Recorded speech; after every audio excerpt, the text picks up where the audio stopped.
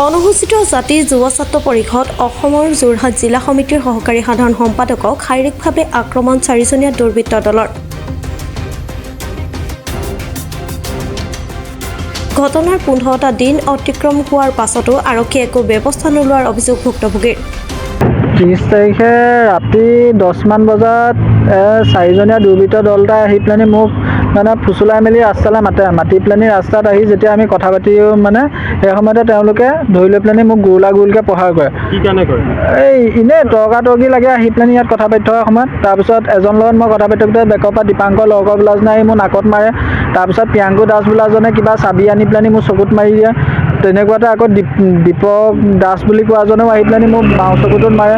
আৰু বাকী প্ৰিয়াংকু, দীপক, অমিত তেওঁলোকে 3জনে মোক ধৰি দিয়ে। তাৰপিছত এই দীপাংকৰ বোলাজনক মোক মাৰিবলৈ দিয়ে। তেনেকুৱাতে মোৰ গৰ্ভৱতী মানে যোনগৰাকী মোৰ মিছেছ আছে তেওঁ ওলাই আহি পেলাই মানে অলপ হাই হাল্লা কৰে তেওঁলোকক গটাবলৈ লওঁতে তেওঁকো গটা মাৰে। তেওঁ অলপ আঁতৰত চিটিকি পৰে। কিন্তু স্থানীয় লোকসকল যেতিয়া ওলাই আহে সেই হাই হাল্লা শুনি তেতিয়া তেওঁলোক পলায়ন কৰে।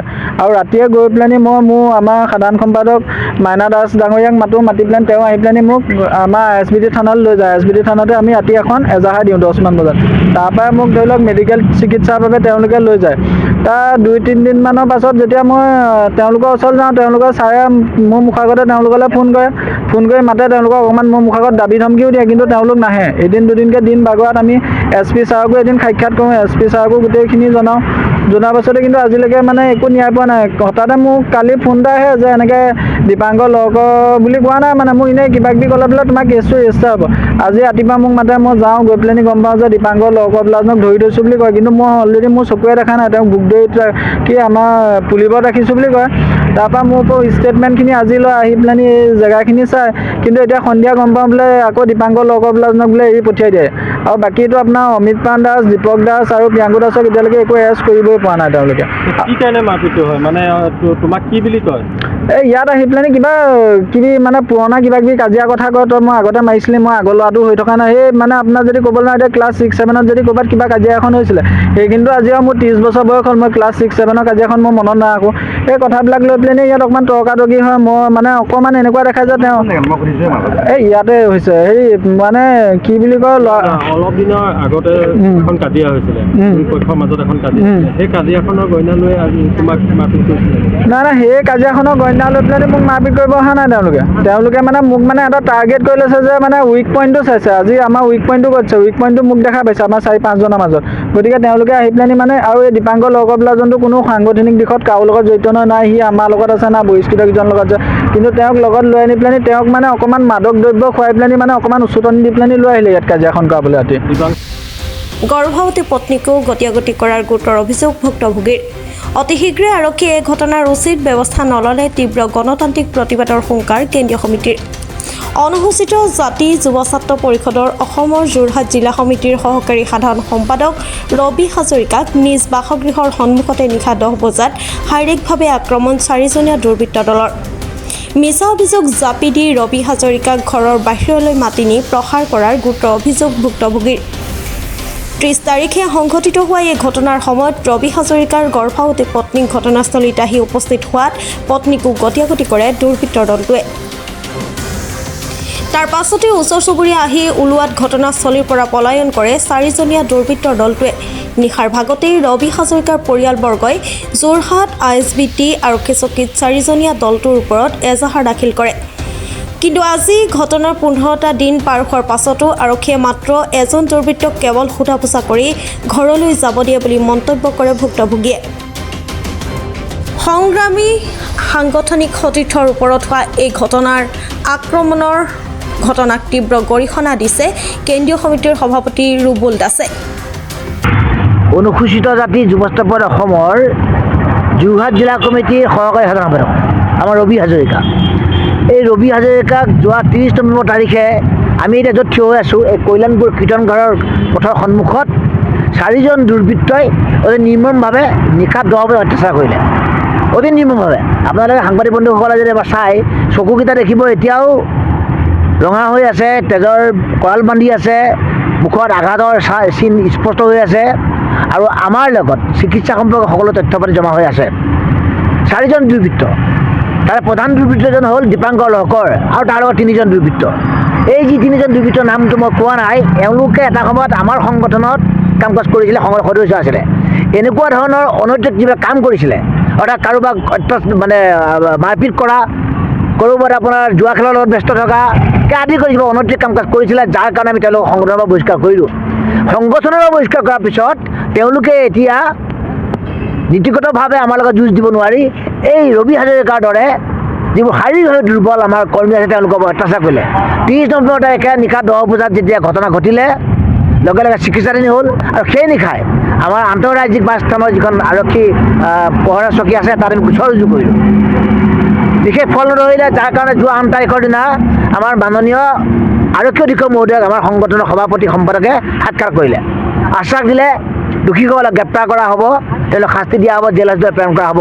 আমি আইনৰ ওপৰত বিশ্বাসী মানুহ হিচাপে, আইনৰ প্ৰতি আমি আস্থাশীল সংগঠন হিচাপে আমি আইনৰ ওপৰত বিষয়টো এৰি দিলোঁ। কিন্তু আজি 15টা দিন পাৰ হৈ গ'ল, এতিয়ালৈকে পুলিবৰ আৰক্ষী থানা, ISBT আউটপোষ্ট কিংবা জিলা আৰক্ষী বিভাগটোৱে নাকত তেল দি শুই আছে দোষী দুৰ্বৃত্তসকলক এতিয়া মানে দিনৰ পোহৰত ঘূৰিবলৈ এৰি দিছে। শুনা পালোঁ কিছু সময় আগতে আজি ISBT মানে যিটো পহৰা চকীয়ে এই দীপাংকৰ লহকৰ নামৰ নাম্বাৰ 1 গুণ্ডাটোক সোধা পোছাৰ কাৰণে মাতি আনি কিছু সময়ৰ পিছত আকৌ তেওঁলোকক ঘৰলৈ যাবলৈ এৰি দিলে। আৰে নিশাৰ অন্ধকাৰৰ সুযোগ লৈ 4জন দুৰ্বৃত্তই এজন নিৰপৰাধী যুৱকক হত্যাৰ চেষ্টা কৰিলে। আমি FIR দিলোঁ। FIR দিয়াৰ পিছত গোচৰটো আজিলৈকে ৰুজু নকৰি তেওঁলোকে এখন সামান্য আবেদন বুলি তেওঁলোকে গণ্য কৰিলে। সেইকাৰণে অহা কালিলৈ এই গোটেই ঘটনাটোৰ কঠোৰ শাস্তি, দুৰ্বৃত্তক কঠোৰ শাস্তি দিয়াৰ কাৰণে 24 ঘণ্টাৰ ভিতৰত গ্ৰেপ্তাৰ কৰিব লাগিব আটাইকেইজন দুৰ্বৃত্ত। আজি দীপাংকৰ লহকৰ নামৰ গুণ্ডাটোক ধৰি পেলাই পুলিচে মানে আদৰ আপ্যায়ন কৰি পেলাই আকৌ ঘৰলৈ পঠিয়াই দিলে। গতিকে আটাইকেইটা দুৰ্বৃত্তকে 24 ঘণ্টাৰ ভিতৰত গ্ৰেপ্তাৰ কৰিব লাগিব। আজি আমি কেন্দ্ৰীয় কমিটি ইয়ালৈ আহিছোঁ। আমাৰ জিলা কমিটিৰ সভাপতি ধ্ৰুৱজিৎ দাস, খাজানা সম্পাদক মাইনাছ প্ৰমুখ কৰ্মকৰ্তাসকল আছে। কালিলৈ দিনৰ ভাগত আৰক্ষী অধীক্ষক ডাঙৰীয়াক আমাৰ জিলা কমিটিয়ে সাক্ষাৎ কৰিব। আমি 21 তাৰিখলৈকে সময় বান্ধি দিছোঁ। যদি 21 তাৰিখৰ ভিতৰত দুৰ্বৃত্তসকলক গ্ৰেপ্তাৰ নকৰে, জেল হাজতলৈ প্ৰেৰণ নকৰে, দোষী উপযুক্ত শাস্তি নাপায়, তেতিয়াহ'লে কিন্তু আমি গণতান্ত্ৰিকভাৱে আন্দোলন কৰিম। এটা কথা স্পষ্ট, যি হয় দেখা যোৱা পৰিস্থিতি আমি গণতান্ত্ৰিক আন্দোলন কৰিম। গণতান্ত্ৰিকভাৱে আন্দোলন কৰিলে বাধ্য, কাৰণ আইনৰ ওপৰত আস্থাশীল হৈ থকাৰ কাৰণে আজি 15 দিন হোৱাৰ পিছতো হত্যা অপচেষ্টা কৰা এজন যুৱকক এনেকৈ হত্যা অপচেষ্টা কৰা দুৰ্বৃত্তসকলক গ্ৰেপ্তাৰ কৰিব নোৱাৰে। আৰু এইটো আৰক্ষী বিভাগে যদি কাইলৈ আৰু কি আমাক নিৰাপত্তা দিব? মানুহৰ জীৱনক নিয়ে যদি নিৰাপত্তা দিব নোৱাৰে। অন্য কি ৰবি হাজৰিকাৰ গৰ্ভৱতী পত্নীৰ ওপৰত প্ৰহাৰ কৰা হ'ল, কিন্তু একো ব্যৱস্থা নহ'লে। তাৰমানে যোৰহাটৰ আৰক্ষী এতিয়া নিষ্ক্ৰিয় নেকি? নে যোৰহাটৰ আৰক্ষীয়ে এতিয়া দুৰ্বৃত্তৰ লগত থাকে? যোৰহাটৰ আৰক্ষীয়ে যদি দুৰ্বৃত্তৰ পক্ষ লৈছে, এইটো ভয়ানক কথা। গতিকে অসমৰ মুখ্যমন্ত্ৰী হিমন্ত বিশ্ব শৰ্মা ডাঙৰীয়া সুশাসনৰ কথা কয়, সকলোৰে জীৱন জীৱিকা নিৰাপত্তাৰ কথা কয়, কিন্তু এনেকৈ ধৰণৰ যি যুৱকক যোৰহাট টাউনৰ মাজমজিয়া হত্যা অপচেষ্টা কৰা এই দুৰ্বৃত্তবিলাকক কেতিয়া গ্ৰেপ্তাৰ কৰিব? গতিকে আমি সন্দেহ কৰিবলৈ আৰম্ভ কৰিছোঁ। 15 দিন পাৰ হৈ গ'ল, এই দুৰ্বৃত্তকেইটাক গ্ৰেপ্তাৰ কৰা নাই। যোৰহাটৰ পৰা বিকিনিয়োগৰ ৰিপৰ্ট, প্ৰাত time digital. Mobile plus physiotherapy wellness and rehabilitation centre, দক্ষিণ কামৰূপৰ ব্যৱসায়িক প্ৰাণকেন্দ্ৰ বিজয়নগৰৰ লগতে VIP চক আৰু গুৱাহাটী মালিগাঁও পাণ্ডৱনগৰত থকা 3খন ক্লিনিক বৰ্তমান প্ৰায় 20 বছৰৰ অভিজ্ঞতা পুষ্ট তথা এতিয়ালৈকে প্ৰায় 40,000 ৰোগীক সুস্থ কৰি তোলা ডক্টৰ পল্লৱী নাথৰ তত্বাৱধানত চলি আছে। এই ফিজিঅ'থেৰাপি চেণ্টাৰ তিনিটাত বৰ্তমান অভিজ্ঞ ডক্টৰৰ দ্বাৰা যিকোনো জটিল ফিজিঅ'থেৰাপি চিকিৎসাৰ লগতে যিকোনো ৰোগীৰ ঘৰলৈ গৈ চিকিৎসা সেৱাৰ সুব্যৱস্থাও ৰাখিছে। আমাৰ ঠিকনা mobile plus physiotherapy wellness and rehabilitation centre, opposite Uparshali Bijoynagar SBI branch. আমাৰ VIP চকৰ ঠিকনাটো হ'ল VIP chowk near VIP bus stop, Borjhar, Guwahati. আমাৰ মালিগাঁও ঠিকনাটো হ'ল চেলাছ 360 physiotherapy and rehabilitation centre, Maligaon Pandavnagar, Guwahati 12।